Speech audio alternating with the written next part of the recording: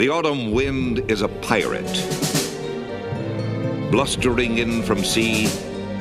With a rollicking song he sweeps along, swaggering boisterously. His face is weather-beaten.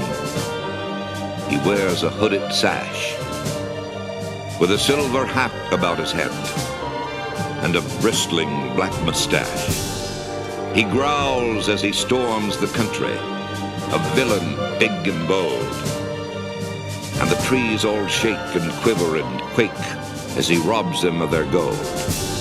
The autumn wind is a raider, pillaging just for fun. He'll knock you round and upside down and laugh when he's conquered and won. Raider Nation, we got the band back together again. I'm back from finals, Rashawn's back from spring break, and we got a lot to talk about today. And that being Brandon Aiyuk and a potential trade for the Las Vegas Raiders. So the wide receiver is in a contract dispute currently with the San Francisco 49ers. Obviously, it'd be really dumb of them not to bring him back, but the thing is, they've already paid Deebo Samuel big money, who's not even their number one receiver. He's more of a hybrid running back receiver. And so they don't have a ton of money to spend on that offensive side. They already have resources allocated to the likes of Christian McCaffrey, to the likes of obviously Deebo, Trent Williams. They just paid Bosa. So they have so much money that they just can't afford to use on Brandon Aiyuk. And I've been reading that he wants north of like 28 million dollars. And that's a check that the Niners just can't afford to write. And he's worth it in my opinion. He's last year he had 1,300 yards, 7 touchdowns. I think he was an all-pro. He's definitely a pro bowler. Like he's got all the talent. You know, my player comp for him is actually a Davante Adams, interestingly enough. He's a great route runner. He wasn't that good coming out of ASU, but he's developed every single year his route running capabilities. And obviously, he's a big play guy, fast, quick, and he's younger than Davante. Yeah, and overall, just like you said, the comparison, Ayuk comparison, obviously, I think in his draft in 2020 was to Davante Adams. Like you said, funny enough. But where this kind of becomes into rather than just a rumor, into kind of like thinking, oh, this could actually happen, is where, he has a connection with Antonio Pierce. Antonio Pierce was the, campus recruiter at ASU. And before ASU, I played community college football at Sierra College, like somewhere in California, a school no one's ever heard of. And AP actually is the one who went out and found him and recruited him to ASU. They were together on the like he was on the staff in 2018 and 2019. That's when Aiyuk attended for just 2 seasons before he got drafted by the 49ers in 2020. And Aiyuk has just raved about, Antonio Pierce overall, in press conferences and talking about, the guy who, kind of built his college career, playing at Sierra College, a school that no one knows, and then ending up at a mediocre program, shout out Grant, such as ASU. It's a big deal. And I think without AP, who knows if Brandon Aiyuk could be in the position he is right now. I mean, he started the Super Bowl last year for the 49ers, and obviously they choked again like they always do. But other thing to mention is that Aiyuk's brother was, he was on Instagram the other day, I saw, and he posted like Brandon Aiyuk to Vegas. Like obviously it's probably just like something he probably wants rather than something that could happen. But it's interesting to know how it was so specifically tailored to Las Vegas, like especially, we have Davante as our wide receiver 1, and the odds of him going anywhere are not very high. But if you do bring in a guy, who is a solid wide receiver 1 like Brandon Aiyuk, then it brings up the question, like, what's next for Davante Adams? Like, I don't think keeping both is really on the table. And if we were to kind of go for the younger guy who's, just kind of proving himself and just kind of hitting his stride, it could definitely, it could make some, headlines. But the other thing to mention is today, Brandon Aiyuk tweeted about his comparison to Mike Tomlin, his physical comparison to Mike Tomlin. And he said, "Yo, Mike Tomlin, people saying you're my twin. Like, what do you think? Like with eyes." So now, just by being football podcast, we might have to talk about, okay, maybe he's going to the Steelers. Maybe he's going to play with Russell Wilson and Justin Fields and whoever else is on that Steelers offense. But overall, trading Davante Adams, I mean, I don't know. You know my opinion on that. So, Yeah. yeah. And obviously that's going to be the opinion of most fans is that he's not going to go anywhere. And that's a very valid opinion. He's one of our best players and he's been a stalwart for us the last 2 years. But the one thing I will say is Bill Belichick, who was obviously in charge of the greatest dynasty ever, consistently said that you want to get rid of a player a year early and not a year late. And with Davante, he's on the other side of 30 and he's only going to get worse from here on out. He's not going to get better as a player. That's just a fact. And you guys can roast me in the comments for that, but that's just the truth. Receivers don't get better as they age, they get worse. That's every single player in the NFL in history. So, he's on the wrong side of 30. And he hasn't been playing well, whether that's the quarterback. Obviously, we didn't have a quarterback last year. I'm not faulting Davante for that, but if you really watch the games and dive into it, he was getting blanket covered by all these corners. We mentioned L'Jarius Sneed on the channel. He shut down Davante, and there was a lot of other guys. Sauce Gardner shut him down against the Jets. So whenever he's gone up against a big name corner in the past for the Raiders, it hasn't, panned out. And the best receivers in the NFL now, including Brandon Aiyuk, they go and perform. So like if I were to take Brandon Aiyuk or Davante, who's the better player now, I would, in terms of next season, I would say Brandon Ayuk's a better football player, objectively, just because he's younger, he's entering his prime, and Davante's on the way out of his prime. And interesting. There was something I really noticed on Gardner Minshew's press conference. They asked him, "Have you spoken with Davante Adams yet?"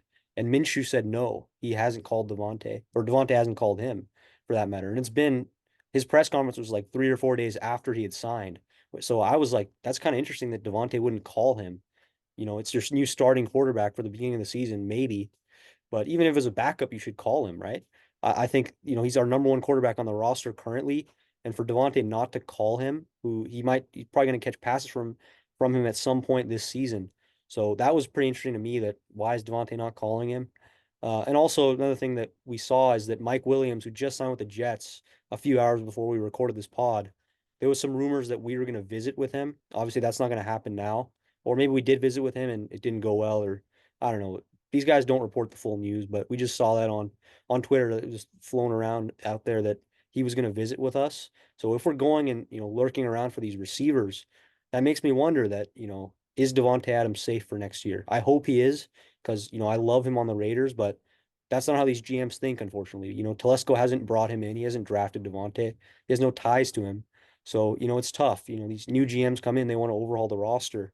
And that's just how they think that he's on the wrong side of 30 and they want to move on. And you have a guy like Brandon Ayuk who's available and has ties to the Raiders. Obviously, like I think he's probably going to get dealt at this point. Like you mentioned, with all the rumors that's going on, he's mentioning Mike Tomlin. Like there's a lot of different places for him. But I think we have just as good of a chance as anyone because we had, like you said, we had the AP tie, and his brothers mentioned it. So there's some smoke there, is what we're trying to say. We're not saying And, this is imminent, but there's and let me just get in here. I think also the fact that he didn't reach out to Gardner Minshew is kind of a big deal and a big kind of like hint, nudge, nudge that Gardner Minshew is not going to be the starting quarterback for the Las Vegas Raiders coming up this year.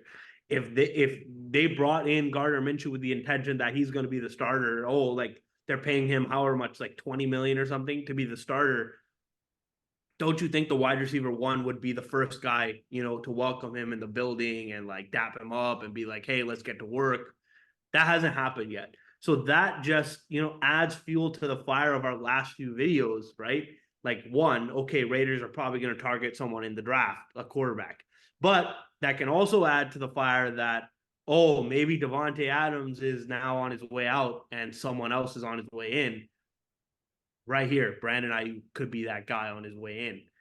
We don't know that. Obviously, like Renfro left now. We're down a receiver.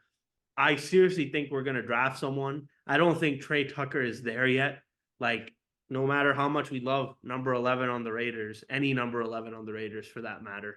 But I think they're still going to look in the draft in the later rounds, for another guy, one of those big possessional receivers, if they obviously cannot get Aiyuk and keep him with Davante at the same time. We do have the cap space, actually. Funny enough, I don't see it happening like that, but we do have the cap space. If we wanted to get Davante Adams partnered up with Brandon Aiyuk, we could do it. Like, we could do that. We have the money for that.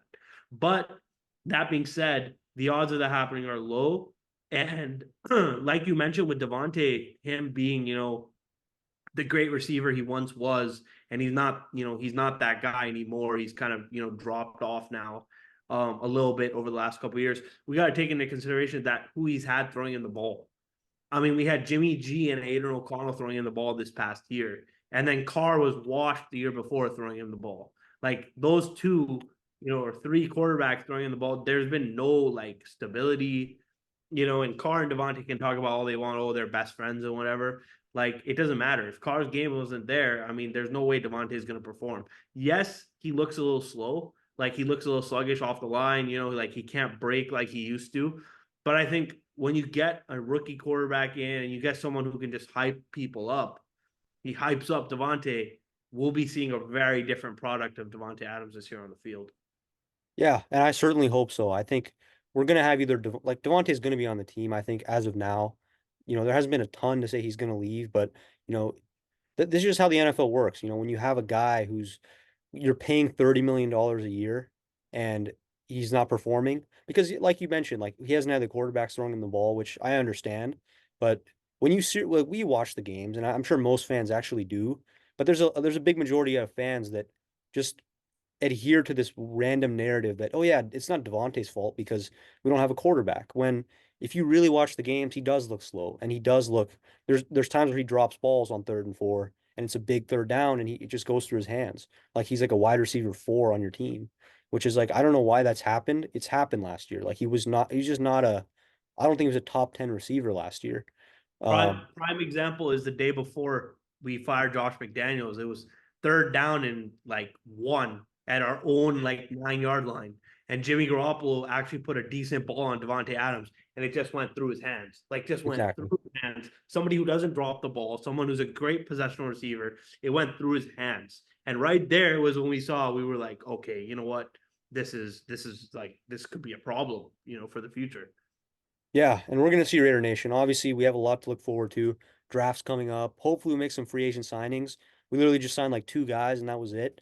So hopefully, we can make another splash. I think there's a reason we're waiting this long to kind of make moves. We're saving up our cap space for a reason, and I think we're gonna find out what that reason is shortly. But yeah, Raider Nation, thanks for the support. Support on the last few videos has been amazing. Keep it up. We appreciate it. Like, subscribe, share it with your friends, and we appreciate it all. Thank you guys.